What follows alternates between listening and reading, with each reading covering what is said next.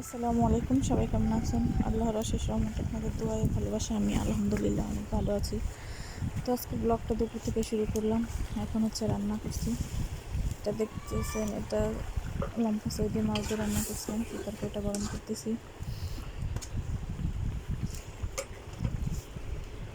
এখানে আছে তাল, তালগুলো রাখছে আমার শাশুড়ি। এগুলো জাল দিব চিনি দিয়ে।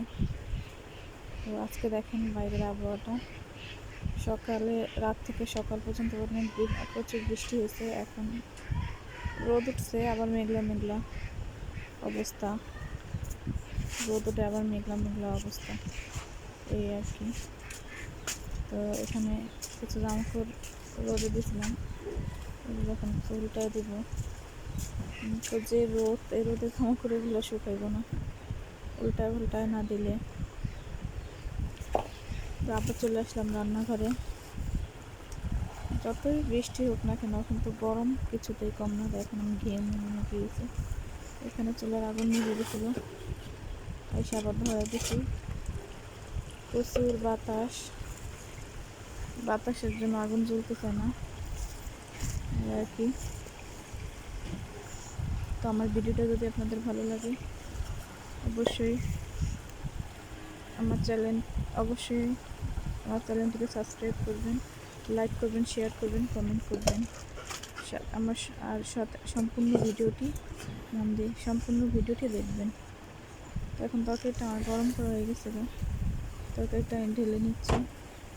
তরকারিটা রেখে দিলাম রেখে এখন এই চুলায় তরকারি বসাই দেবো আবার। তো তরকারি কষানো, মশলা টশলা দিয়ে সেগুলো ভিডিও করতে পারিনি, কারণ আমি নিজে মোবাইল ধরা লাগে, নিজে ভিডিও করা লাগে, আবার মশলা টশলাগুলো দেওয়া লাগে, এই জন্য ক্যামেরাটা অফ করে রাখলাম।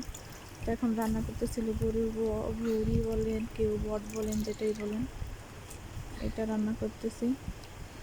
এখন বটগুলো আগে পরিষ্কার করে রাখছিলাম, এগুলো এখন দিয়ে দিলাম মশলার ভিতরে।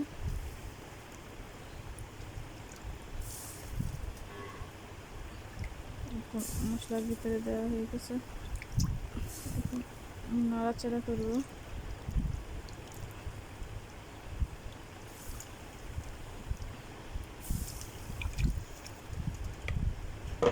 ভাই আমাদের চুলা টুলা দিয়েছে, আবার আপনারা কেউ কোনো কিছু খারাপ মনে করেন না। আমরা গ্রামের মানুষ, তো চুলা এরকমই। আরও অন্ধকারের জন্য এরকম লাগতেছে।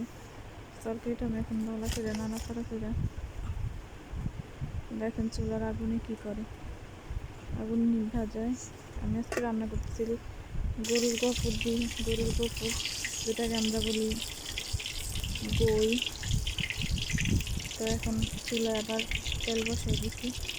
এখানে ডিম ভাজি করবো, কারণ আমাদের ঘরের ভিতরে বট কেউ খায়, আবার কেউ খায় না। এখানে আমার শ্বশুর, আমার হাজব্যান্ড খায় না। আমার শ্বশুরের জন্য আর আমার হাজব্যান্ডের জন্য ডিম ভাজতেছি। ডিম দিয়ে ডাল দিয়ে রান্না করবো। ডিমটা ভাজি করি। তেলটা গরম হয়ে গেছে, এখন ডিমটা দিয়ে দিলাম।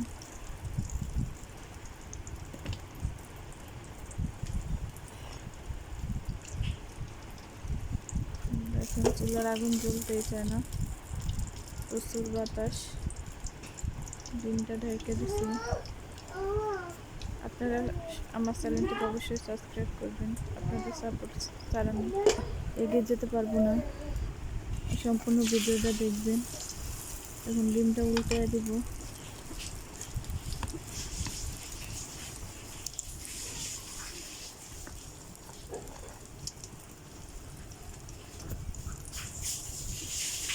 ভাই আসলে আমি তো ঘরের বাইরে এত বেশি যাই না, তাই আর বাইরের ভিডিও টিডিওগুলো আপলোড করা হয় না। ঘরেই থাকে, ঘরেই যা করি রান্না বান্নাটাই শেয়ার করি, কারণ বাচ্চা কাচ্চা সামলে বাচ্চা কাচ্চার করে তো ভিডিও আমি করতে পারি না আসলে। তো কেউ কিছু খারাপ মনে করবেন না। ডিমটা ভালো হয়ে গেছে, এখন ডিমটা কাইটা নিব কম্পিউটার দিয়ে। 4 ভাগ করে নিলাম ডিমটা। করে তখন উঠে ফেলবো পিছনের চুলায়